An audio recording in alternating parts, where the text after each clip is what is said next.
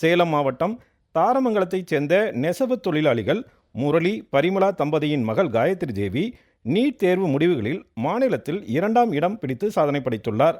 12ஆம் வகுப்பு முடித்ததும் நீட் தேர்வின் முதல் முயற்சியில் குறைவான மதிப்பெண் பெற்றபோதும் 2வது முயற்சியில் 668 மதிப்பெண்கள் பெற்றுள்ள காயத்ரி தேவி மருத்துவ கல்வி வாய்ப்பை பெற்றுள்ளார்.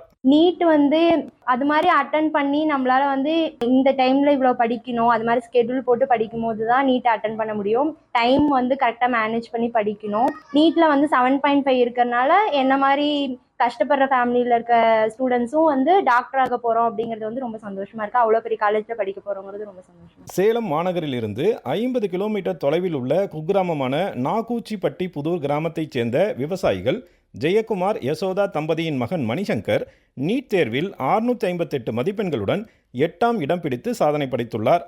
முதல் முயற்சியில் 217 மதிப்பெண்கள் மட்டுமே பெற்றபோதும் மனம் தளர்வடையாமல் பெற்றோர்கள் மற்றும் ஆசிரியர்கள் அளித்த தொடர் ஊக்கத்தினால் மருத்துவ கல்வி வாய்ப்பை பெற்றுள்ள மணிசங்கர் இதய நோய் சிகிச்சைக்கான சிறப்பு மருத்துவராக வேண்டும் என்ற இலக்கினை வைத்துள்ளார். எம்பிபிஎஸ் ஆகும்னு சொல்லி முக்கியமான இன்ஸ்பயரே எங்களோட பேரண்ட்ஸ் இருந்தாலும் சரி, எங்கள் சின்ன வயசுலேருந்து டாக்டர் ஆகணும் ஆசை தான். நான் சேலம் குமாரமங்கலம் மெடிக்கல் காலேஜ் ஒரு சைடு போய் அங்கே விசிட் பண்ணும்போது தான் எனக்கு நல்லா தெரிஞ்சு அந்த காலேஜில் ஒரு டியூட்டிஸ் டாக்டர்ஸ் இன்டர்ன்ஷிப் பண்ணுறவங்கலாம் எப்படி ஹார்ட் ஒர்க் பண்ணி பண்ணுறாங்க, அதை பார்த்து எனக்கு கொஞ்சம் இன்ஸ்பயர் ஆகணும். ஸ்டார்ட் அப் இந்தியா திட்டத்தின் மூலம் இளைஞர்களின் திறமையை உலகறிய செய்து அவர்களுக்கான வாய்ப்புகளையும் மத்திய அரசு உருவாக்கி வருகிறது. சேலத்தைச் சேர்ந்த பொறியியல் பட்டதாரிகளான நிஷாந்த் ஆனந்த் இருவரும் இணைந்து இந்த வாய்ப்பினை சரியான முறையில் பயன்படுத்தியுள்ளனர். 2019ஆம் ஆண்டு பொறியியல் படிப்பில் சேர்ந்த இருவரும் கோவிட் காலத்தில் பொது முடக்கத்தினால் ஏற்பட்ட இடைவெளியை முழுமையாக பயன்படுத்தி கொண்டுள்ளனர். மெக்கட்ரானிக்ஸ் கல்வி பயின்ற இருவரும் அதனை பயன்படுத்தி நெசவாளர்களுக்கான பிரச்சினைக்கு தீர்வு கண்டுள்ளனர். தற்போது விதவிதமான டிசைன் கொண்ட சேலைகளை உருவாக்கிட துளையிட்ட அட்டைகளை நெசவாளர்கள் பயன்படுத்தி வருகின்றனர். இதில் அவற்றை பராமரிப்பது, மழைக்காலங்களில் உரிய முறையில் பாதுகாப்பாக பயன்படுத்துவது, பயன்படுத்திய அட்டைகளை பத்திரப்படுத்துவது என நிறைய சவால்கள் உள்ளன. அதற்கு மாற்றாக டிஜிட்டல் அட்டை தொழில்நுட்பத்தை உருவாக்கி சேலத்தைச் சேர்ந்த இளைஞர்கள் சாதனை படைத்துள்ளனர்.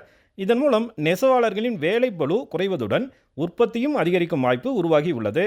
மேலும் விதவிதமான வடிவங்களை நினைத்த மாத்திரத்தில் புதிய டிசைன்களாக உருவாக்கிடவும் இந்த தொழில்நுட்பம் உதவுகிறது.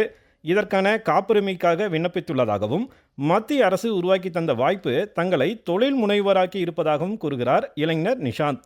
பஞ்ச் கார்டை மட்டும் மாற்றி நம்ம மிஷின் என்ன பண்ணோம் அப்படின்னு பார்த்தீங்கன்னா பென்ட்ரைவில் டிசைனை மாற்றிக்கலாம்.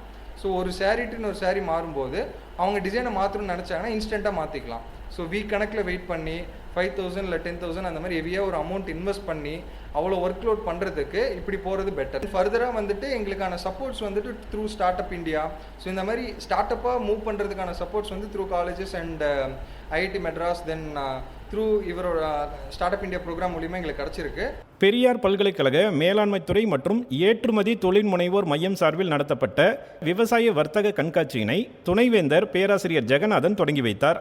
இந்த கண்காட்சியில் விவசாய உபகரணங்கள், விதைகள், நாற்றுகள், நடவு பொருட்கள், பாசன மேலாண்மை பொருட்கள், காய்கறிகள், சிறுதானியங்கள், 150 வகையான அரிசி வகைகள், விவசாய பொருட்களை சந்தைப்படுத்துதல் ஆகிய அரங்குகள் அமைந்திருந்தன.